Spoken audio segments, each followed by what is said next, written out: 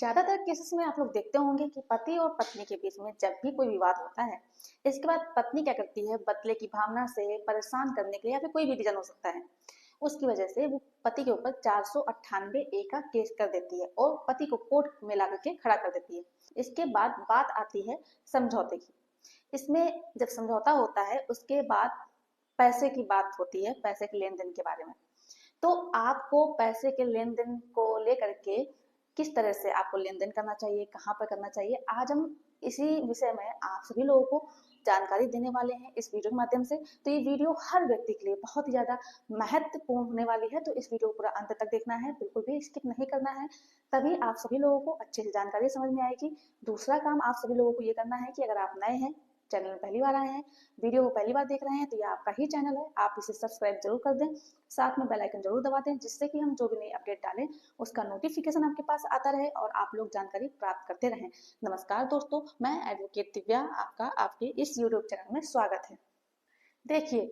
ज्यादातर आप देखते होंगे कि पत्नी के द्वारा बदले की भावना से झूठा 498 ए का केस कर दिया जाता है, जो कि पति व पति के घर वालों के अगेंस्ट में। देखिए, मैं आप लोगों से फिर एक बार ये बात बोल देना चाहती हूँ, मैं सारी पत्नियों की बात नहीं कर रही हूँ, मैं यहाँ पर उन पत्नियों के बारे में बात कर रही हूँ जो पत्नी जानबूझ के झूठे केस में अपने पति व पति के घर वालों को फंसा देती है। तो अब देखिए, पत्नी ने केस किया, इसके बाद होता ये है कि जब पत्नी केस करती है उसके बाद बात आती है समझौते की। पति पत्नी आपस में बात करते हैं कि ठीक है, हम लोग आपसी सहमति से डाइवोर्स ले लेंगे, लेकिन एक अमाउंट बताती हैं कि मुझे इतना अमाउंट आप दे दीजिएगा और हम लोग डाइवोर्स ले लेंगे, म्यूचुअल कंसेंट, और इसके बाद जो केसेस किए हैं वो भी वापस ले लेंगे।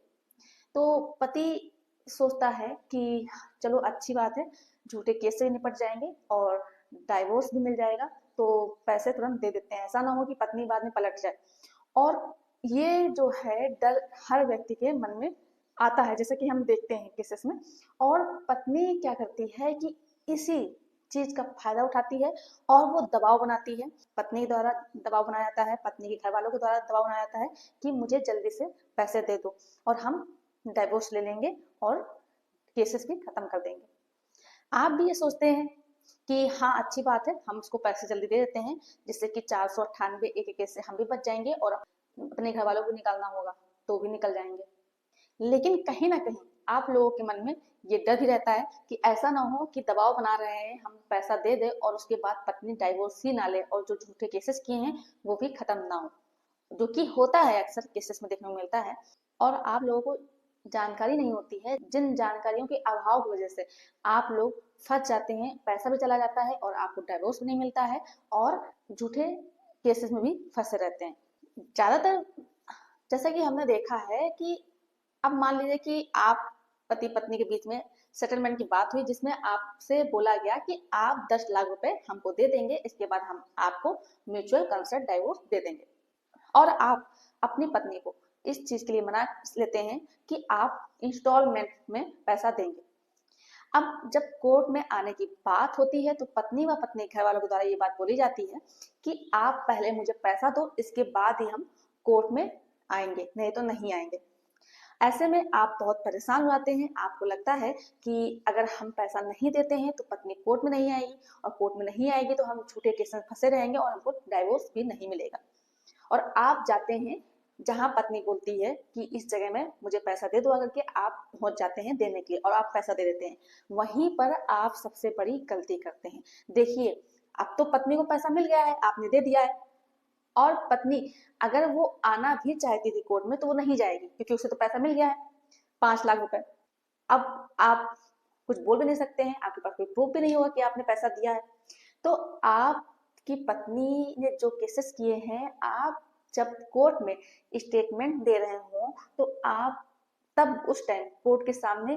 पत्नी से बोलें कि आप कोर्ट आइए, हम वहां पर आपको जो भी इंस्टॉलमेंट देने के लिए आपने बोला है वहां पर पैसा देंगे। और आप कोर्ट के सामने स्टेटमेंट देते समय अपनी पत्नी को पैसा दीजिए। या फिर मान लीजिए आप क्वेश्चन के लिए गए हैं हाई कोर्ट क्वेश्चन के लिए, तो वहां पर आप कोर्ट में उनके सामने पैसा दें, क्योंकि इससे क्या होगा कि पत्नी के ऊपर दबाव रहेगा और उसे इस चीज़ की जानकारी रहेगी कि हमने कोर्ट के सामने पैसा दिया है, तो अगर हम कोई गलत काम करते हैं तो उल्टा हम फंस जाएंगे।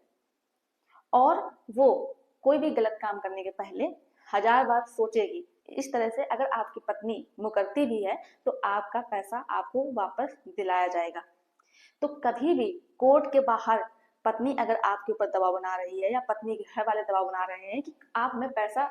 अलग कहीं भी जगह बता रही है वहां पर दीजिए आकर के, तो आप कभी मत दीजिएगा। आप जो भी पैसा दें कोर्ट के सामने दें, जिससे कि आपका पैसा बर्बाद ना हो। नहीं तो अगर आप कोर्ट के बाहर पैसा देते हैं तो आपका पैसा भी जाएगा, आपको डाइवोर्स भी नहीं मिल पाएगा और आपका जो केस है वो भी बना रहेगा। देखिए,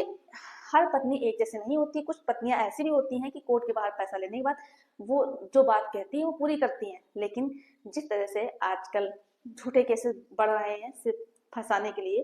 तो उस तरह से आप जो भी लेन देन करें वो कोर्ट के अंदर ही करें। उम्मीद है कि आपको ये चीज अच्छे समझ में आ गई होगी और आप लोग ऐसी गलती नहीं करेंगे। जानकारी अगर पसंद आई हो तो वीडियो को लाइक कर दें, शेयर कर दें, और अगर अभी भी चैनल को सब्सक्राइब नहीं किया है तो यह आपका ही चैनल है, आप इसे सब्सक्राइब जरूर कर दें। धन्यवाद।